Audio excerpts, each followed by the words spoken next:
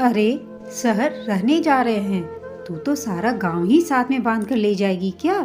महेश जी ने अपनी पत्नी मालती जी को सामान बांधते हुए देखा तो आश्चर्य से बोले। मालती जी ने कहा, हाँ तो ले ही जाऊंगी, क्यों ना ले जाऊं? मेरे बेटे ने पहली बार मिलने के लिए बुलाया है।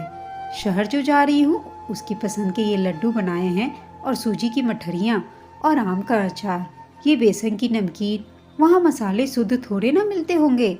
महीने 2 महीने के वो भी बांध लिए, 2 किलो बनिया और ये आलू के पापड़, साथ में गांव का देसी घी।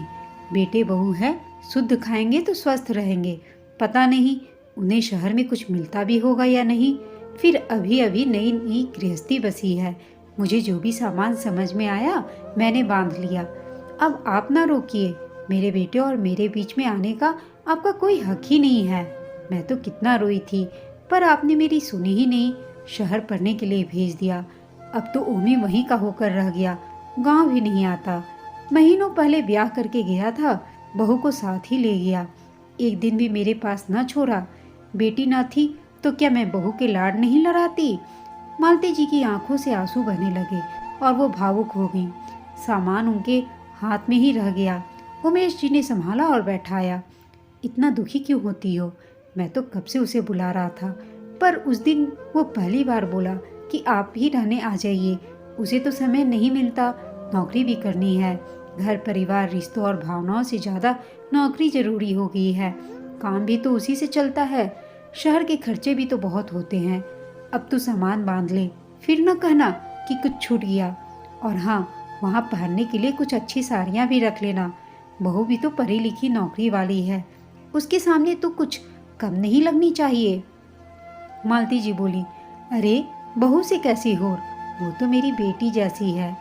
कम या ज़्यादा क्या होता है, अब उसके जैसी तो सुंदर नहीं लग सकती। वो तो जाने क्या क्या पहनती होगी। और ये कहकर मालती जी हंसने लगती हैं।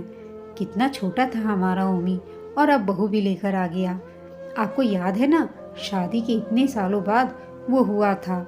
मैंने मंदिर जाकर कितनी प्रार्थनाएं की थी, पूजा पाठ, टोना टोटका, जो जिसने बोला वो किया था। कितने इंतजार के बाद मेरी गोद हरी हुई थी, पर वो बड़ा कमजोर हुआ था जब हुआ था।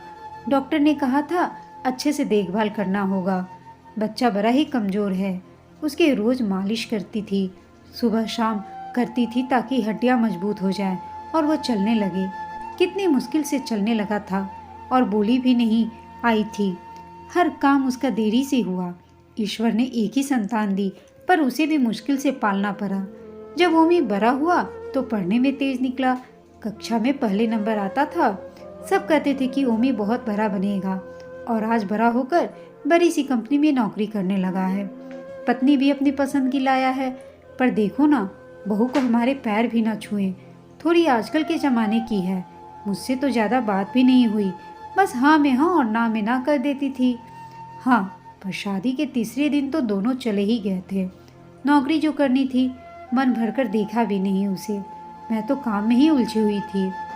अब छोड़ना, क्या पुरानी बातों को लेकर बैठ गई।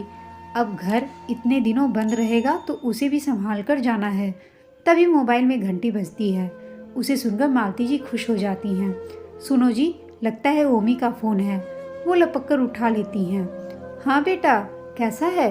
तूने खाना खा लिया क्या? ओमी बोला, क्या माँ, हर बार एक ही सवाल।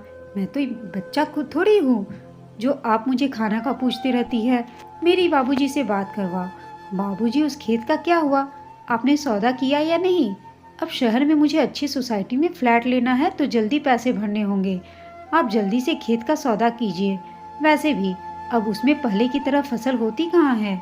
और गुस्से से उसने फ़ोन रख दिया। ओमी क्या कह रहा था जी? मालती जी ने उन्हें झकझोरा तो महेश जी संभल कर बोले, हाँ, कह रहा था कि सारा सामान अच्छे से पैक कर लेना। सफ़र के बीच में के लिए खाना रख लेना। ट्रेन में अच्छा खाना मिलता नहीं है। माँ बाहर का खाएगी तो उसका पेट खराब हो जाएगा। महेश जी ने बहलाते हुए कहा, हाँ तो सही तो कह रहा था। मेरा बेटा है तो माँ की सेहत की चिंता तो होगी ही उसे। अब भी मेरा ओमी मेरा कितना ध्यान रखता है। और वो काम में लग गई। महेश जी के माथे पर चिंता की लकीरें उभर आई। जिंदगी भर खेतों में काम किया, खेतों की फसल को ही बेचकर घर चलाया था। खेतों में उनकी जान बसती थी और आज ओमी की जिद कर रहा था कि जो भी खेत है उन्हें बेचकर पैसा उन्हें दे दे ताकि वो शहर में फ्लैट ले सके। पर ओमी ने कभी सोचा भी नहीं कि अगर खेत बेचकर सारे पैसे उसे दे दिए तो वो दोनों बुढ़ापे में क्या खाएंगे। महेश जी खुद खेत में तो काम नहीं कर सकते थे, पर करवा तो सकते थे, और अभी से बेटे बहू पर निर्भर होना उन्हें मंजूर भी नहीं था। अब वो अपना जीवन अपने हिसाब से जीना चाहते थे। खेत बेच देंगे तो घर कैसे चलेगा। भले ही ओमी कमाता हो, पर उसने आज तक कभी अपने माँ बाबूजी पर एक भी पैसा नहीं खर्च किया। शहर में रहने वाले मोटे खर्चों की हमेशा दुहाई देता रहा। अपने ही माता पिता पर खर्च करने से कतराते रहे ये बच्चे, जिनकी वजह से आज वो अपने पैरों पर खड़े हुए हैं। जब मालती जी सो रही थी तो महेश जी ने खेत के कागज निकाले और जल्दी ही सुबह अपने एक मित्र जो वकील थे उनके पास चले गए और सारी बात उन्हें बताई।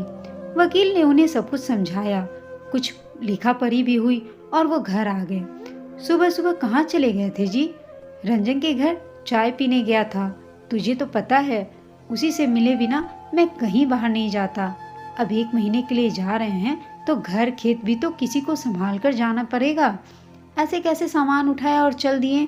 अब जल्दी से तैयार हो जाओ, मैंने रास्ते भर का खाना बांध लिया है। आपकी वजह से देर हो गई तो फिर माफ ना करूंगी। मालती जी ने बनावटी गुस्से से महेश जी को बोला। अरे वो तो ठीक है, पर बहू के सामने मुझे हुक्म मत देना, ना ही डांटना, वरना वो भी मेरी इज्जत नहीं करेगी। ऐसे कैसे नहीं करेगी? जो मेरे पति की इज्जत नहीं करेगी उससे मेरा भी कोई वास्ता ना होगा, चाहे वो मेरी बहू हो या बेटा। मेरे लिए तो आप ही पहले रहोगे, मालती जी ने कहा। महेश जी ने कहा, देखो अपनी बात पर कायम रहना, समय आने पर पलट मत जाना। महेश जी गंभीर होते हुए बोले। उनके चेहरे के भाव पढ़कर मालती जी बोली, आप ऐसा क्यों कह रहे हैं जी? आपके और ओमी के बीच कुछ हुआ है क्या? कुछ नहीं हुआ, मैं तो मजाक कर रहा था। अब ऐसी स्थिति का कुछ पता नहीं, इस जमाने में कब किसके साथ क्या हो जाए। आपकी यही पहेलियां डरा देती हैं मुझे। कभी तो कहते हो मजाक कर रहा था, कभी गंभीर हो जाते हो। और मालती जी सामान बाहर रखने लगी। महेश जी हाथ में सामान लेते हुए बोले, बेटे से मिलने की बड़ी खुशी हो रही है तुम्हें। इतना वजन उठाओगी तो इस बुढ़ापे में हड्डियां बोलने लगेंगी। बूढ़े होंगे आप, मैं तो अभी जवान हूँ। मेरे बालों और रूप में कोई कमी नहीं आई है। और दोनों यह सब बात करते हुए हंसने लगे।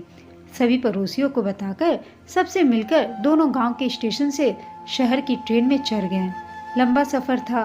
20 घंटे की थकाने वाली यात्रा करके दोनों शहर के स्टेशन पर पहुंच गए। मालती जी की नजरें बेटे को ढूंढ रही थी स्टेशन पर। ओमी लेने नहीं आया जी? मुझे तो लगा दोनों बेटे बहू स्टेशन पर मिलेंगे। आज तो रविवार है, उनका ऑफिस भी नहीं है। सामान एक तरफ रखकर महेश जी ने मालती जी को बैठाया, फिर अपने बेटे को फोन लगाया। ओमी बेटा, उधर से आवाज आया। क्या बाबूजी, संडे है आज, चैन से सो भी नहीं सकता क्या? सुबह सुबह आपने फोन किया।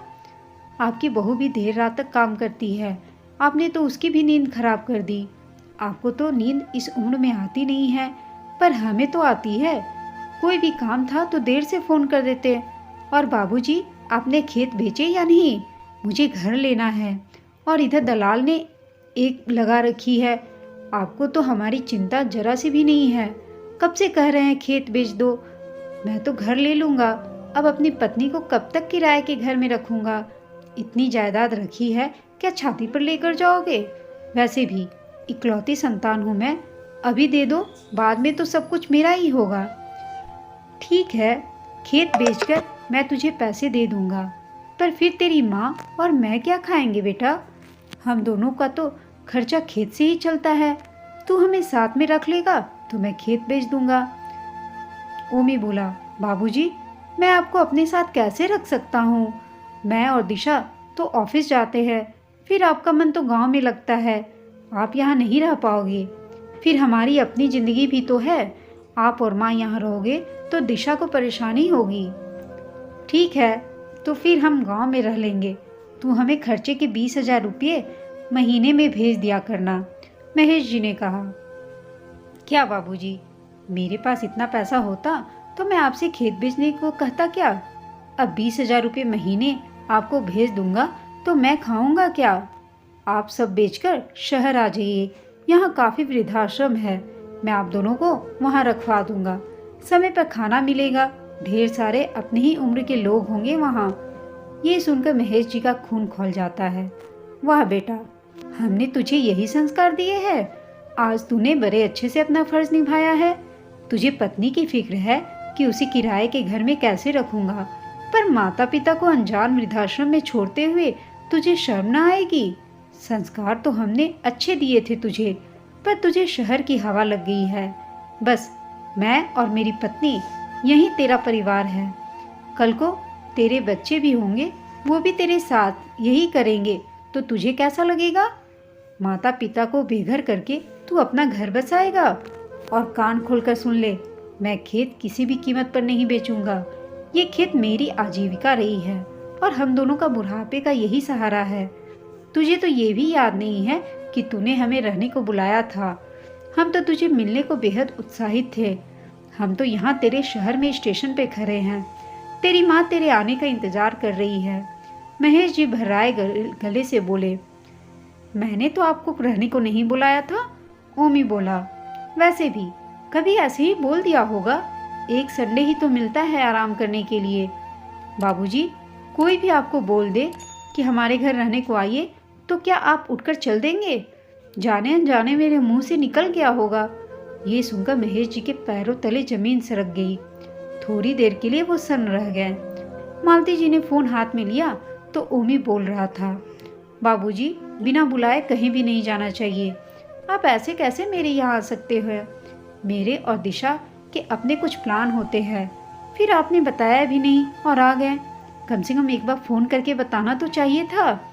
ये शहर है, आप किसानों का गांव नहीं। मालती जी बोली, ओमी तू चुप कर। तू मेरे पति का इस तरह से अपमान नहीं कर सकता। हम किसान हैं और खेती करके ही तुझे पाला है, पढ़ाया लिखाया है। अपने बेटे के घर आने के लिए भी बताना पड़ता है क्या? ये तेरी शहर की संस्कृति है। हमारे गांव में तो आज भी अनजान मेहमान भगवान के समान ही होते हैं। फिर हम तो तेरे माता पिता हैं। तभी फोन महेश जी ने वापस ले लिया। अब तो सुन, तुझे खेत और घर में से एक फूटी कौड़ी तक नहीं मिलेगी। तू अपनी पत्नी को कैसे रखेगा, ये तेरा मसला है। मैं आने से पहले ही सारे कागज तैयार करके लाया था। ये घर और खेत हम दोनों के नाम रहेंगे, और जब हम दोनों इस दुनिया में नहीं होंगे तो ये घर और खेत बेचकर जो धनराशि मिलेगी वो गांव के अनाथालय में चली जाएगी। ईश्वर ने इतनी प्रार्थनाओं के बाद तुझे दिया था। काश वो ईश्वर हमारी प्रार्थना नहीं सुनता उस समय, तो हमें तेरे जैसा नालायक बेटा तो नहीं होता। हम तो तुझसे मिलने यहाँ आए थे, तेरे शहर रहने आए थे तेरे साथ, पर तुझे तो सिर्फ खेत के पैसे लेने हैं, अपने माँ बाबूजी का प्यार और आशीर्वाद नहीं लेना। आज से तू हमारे लिए मर गया और हम तेरे लिए मर चुके हैं। और हाँ, एक बात और सुन, कभी गांव आकर शक्ल दिखाने की जरूरत नहीं है तुझे। हम वापस गांव जा रहे हैं। ये तो तेरी माँ की जिद थी, इसलिए तुझसे मिलने को चला आया, पर बहुत बड़ी गलती की मैंने। काश मालती ये सब नहीं देखती, एक भ्रम में जी लेती। हम तो बेटे का घर अपना घर समझकर रहने आए थे। महेश जी और मालती जी ने सामान उठाया और स्टेशन से ही वापस गांव की ओर चल दिए। दोस्तों, माता पिता बच्चों के लिए सब कुछ करते हैं, पर वही बच्चे बड़े होकर उनकी भावनाओं और प्यार को समझ नहीं पाते। गांव की संस्कृति माता पिता के त्याग और प्यार को भुला देते हैं। आपको यह कहानी कैसी लगी हमें कमेंट करके बताइएगा। साथ ही कहानी अच्छी लगी हो तो इसे लाइक, शेयर और चैनल को सब्सक्राइब करना ना भूलिएगा। कहानी सुनने के लिए आप सबका धन्यवाद।